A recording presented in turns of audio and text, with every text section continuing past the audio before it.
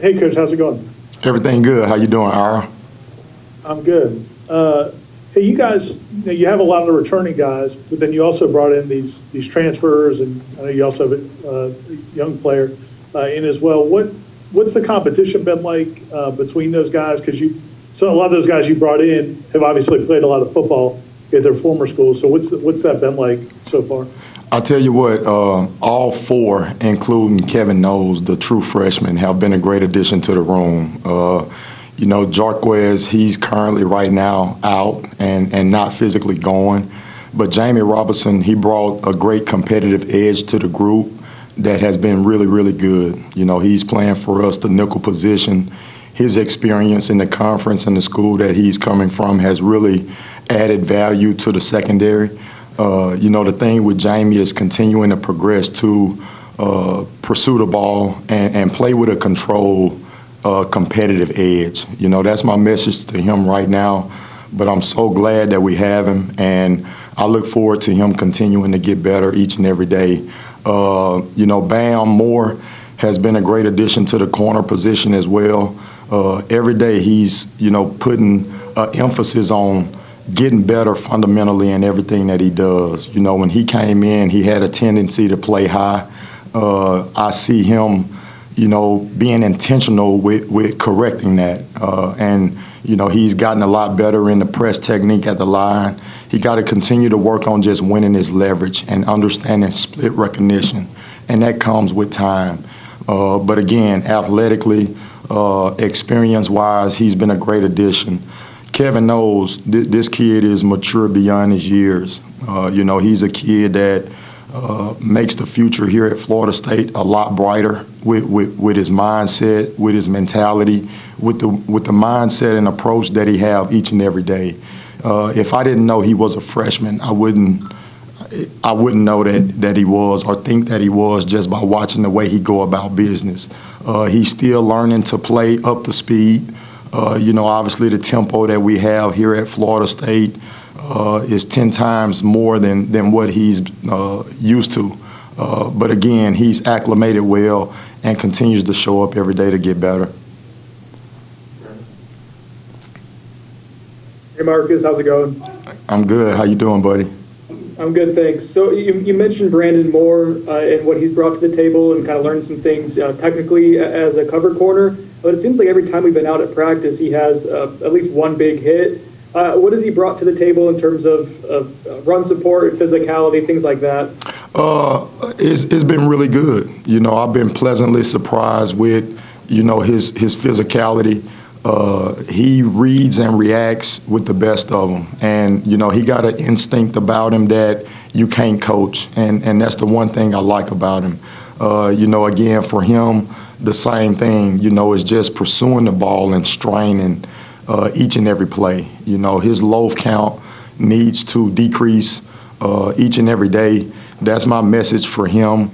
As far as the athlete and the mindset when it comes to playing the game, I like it. He just got to continue to work on meeting the standard as far as straining to the ball that we have here at Florida State.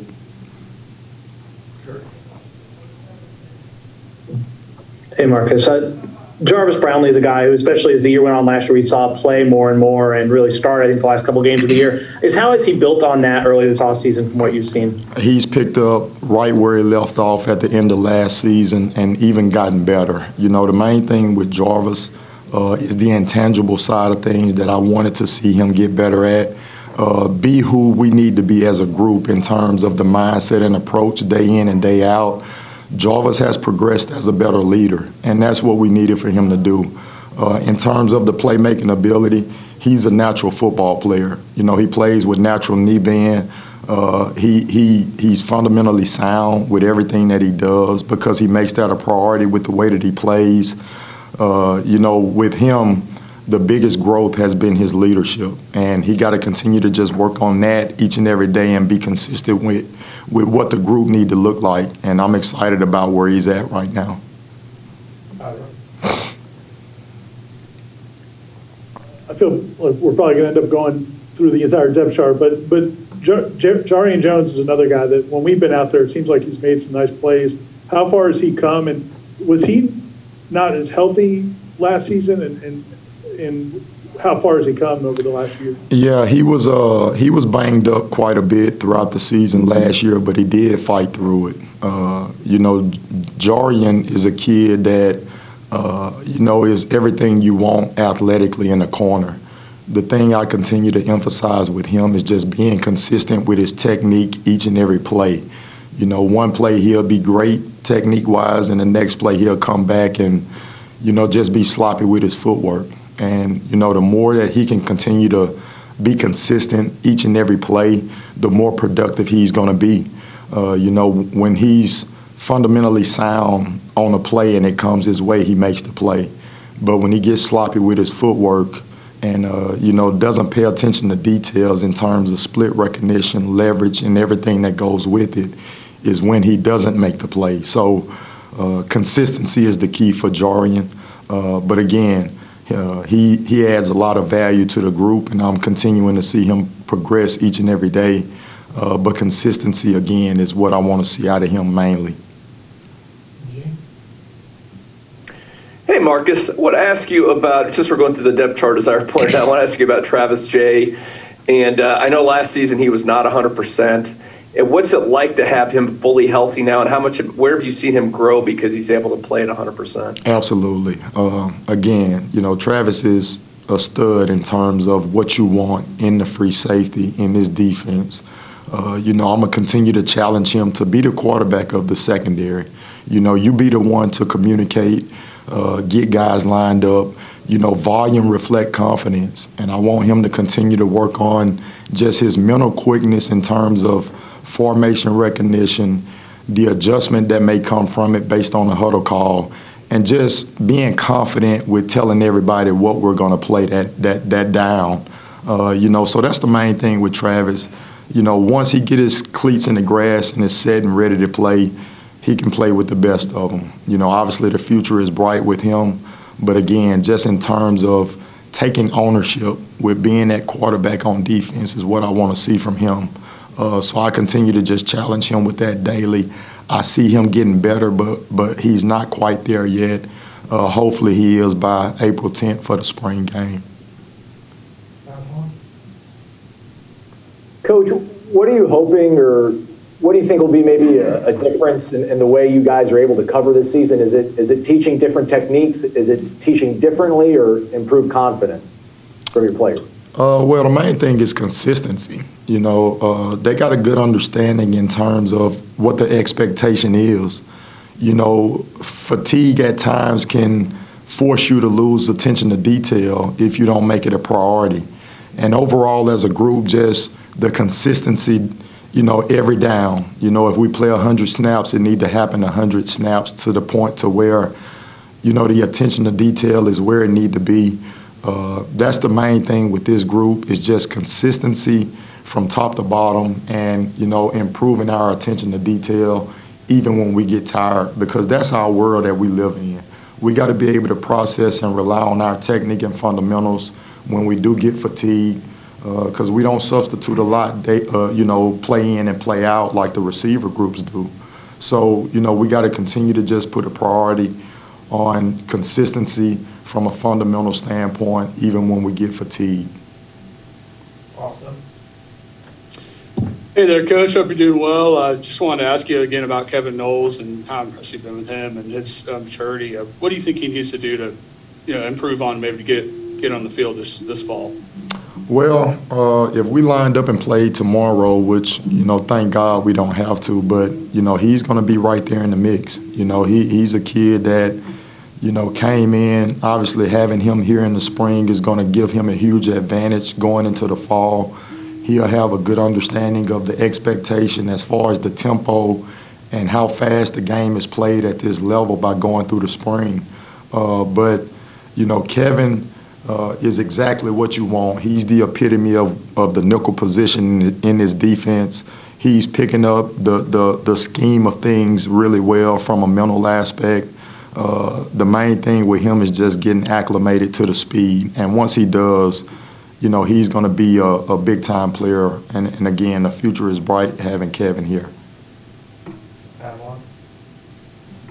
Coach, I know you can really only concern yourself with the guys that are out there that you can actually coach, but how are the guys staying engaged that are not out there right now, whether it's Akeem, Renardo, Mako, I know Demori is out now as well. Just, I'm sure those guys are in your plans down the road, but they're not able to practice right now. How do you kind of keep them engaged, and what are you seeing from them, I guess, in the classroom? Yeah, that's a really good question.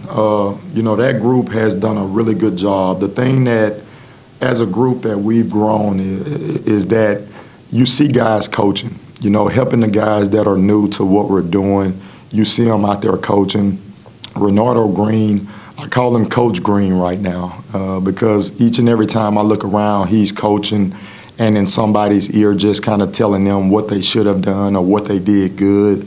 Miko Dotson is the same way. You know, Miko is really sharp. You know, one of the best things that he has as a football player is just his awareness and savviness. And again, he continues to help the young guys, the new guys, in terms of what we're doing from a schematic standpoint. You know, Akeem is someone that I continue to challenge to get more involved while he's not on the field. So I want to continue to see him be more consistent in that area as well. You know, so he's hot and cold at times in terms of being involved and engaged, and I want to see him get better at that. But overall, you know, I'm pleasantly surprised with the guys that are not going, just being engaged with what we're doing. So that only makes us better. So I'm excited about what I've seen so far. Just got to get some guys to continue to come along in that area. For the last one.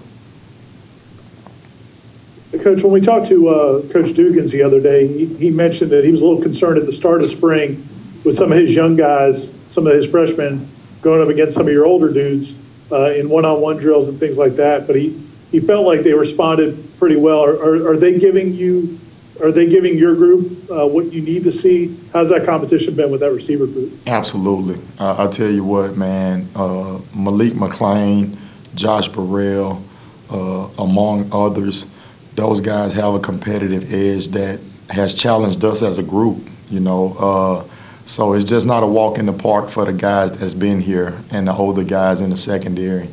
You know, those young guys have made some plays, and the more competitive it get at practice, the better it makes both sides. You know, so I've been really impressed with what I've seen from those young receivers up until this point. And again, they challenge us each and every day from a physicality standpoint, from a route running standpoint. And I know Coach Dugans, he's going to look like a really good coach once those guys continue to get reps now, because the future is bright with those young guys. And, you know, they make us better each and every day. So the lack of experience hadn't really hurt them up until this point from what I've seen, because at times I look up and it's a young guy, and you know, they run a route like it's a guy that has experience. So, again, the competition each and every day is only going to get both sides better. Okay, thanks, Coach. Thank you, Ira.